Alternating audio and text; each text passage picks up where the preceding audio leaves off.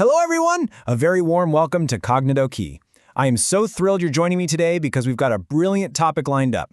It sits right at the intersection of pure physics and the everyday devices we absolutely rely on. So, let's just dive right into this explainer. Today, we are unlocking the secrets of RC circuits. Honestly, they're practically the hidden heartbeat of modern technology, just quietly working behind the scenes in ways you probably never even imagined. Let's get started, shall we? Let me ask you something. How exactly does a pacemaker keep perfect time? I mean, it's a life-saving device, right? It literally cannot afford to miss a single beat. Now, you might assume there's some wildly complex mechanical clock ticking away inside, but actually, that precise rhythm comes from a foundational piece of electronics known as the RC circuit. It's such a simple concept, but incredibly powerful in practice.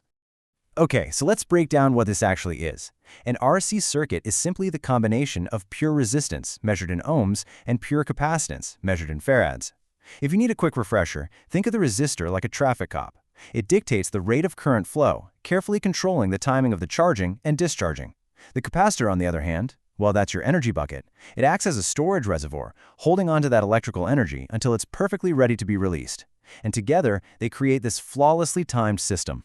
What's truly fascinating is seeing where this dynamic duo lives in the real world, because it is far from just theoretical physics. You know that sudden blindingly bright burst of light from a camera flash? Yep, that's your capacitor discharging its stored energy all at once, precisely gated by the resistor. And medical pacemakers, like we just talked about, use this exact same charging and discharging cycle to send timed electrical pulses to a human heart. Basically, any precision timing circuit you'll find in modern electronics relies entirely on this partnership. But wait, there's more. This actually highlights another massive superpower of first-order RC circuits. They don't just keep time, they act as phenomenal filters.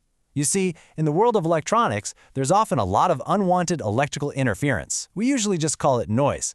By arranging our resistor and capacitor in specific ways, the circuit can act like a bouncer, selecting only the clean, specific signals we want and completely rejecting all that unwanted electrical noise. This filtering capability generally breaks down into two main types.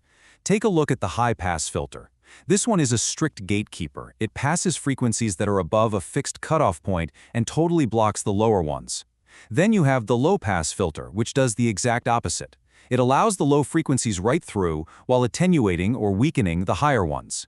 It's just an exceptionally elegant way to clean up an electrical signal, don't you think? So up to this point, we've talked a lot about what these components actually do. But how do we physically connect them to make the math work?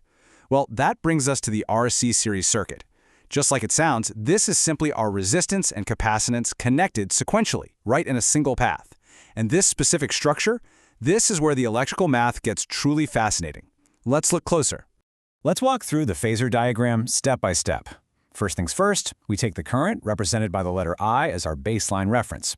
Next, the voltage drop across our resistor runs right alongside that current. We say it's in phase. But here is the twist. In a pure capacitive load circuit, the current actually leads the voltage by exactly 90 degrees.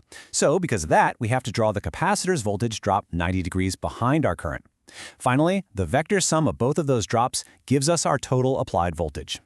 Now, because our resistor voltage and our capacitor voltage are exactly 90 degrees apart, they form a perfect right-angle triangle. It's literally like a giant puzzle coming together.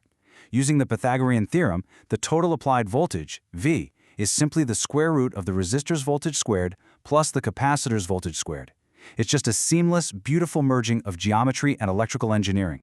And that brings us to the grand finale of our math section today, impedance, which we represent with the letter Z.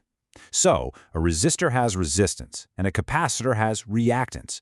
When you put them together in series, like we've done, their combined total opposition to the flow of current is called impedance.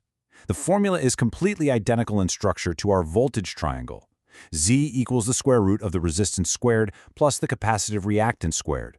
And just like simple resistance, we measure this total impedance in ohms.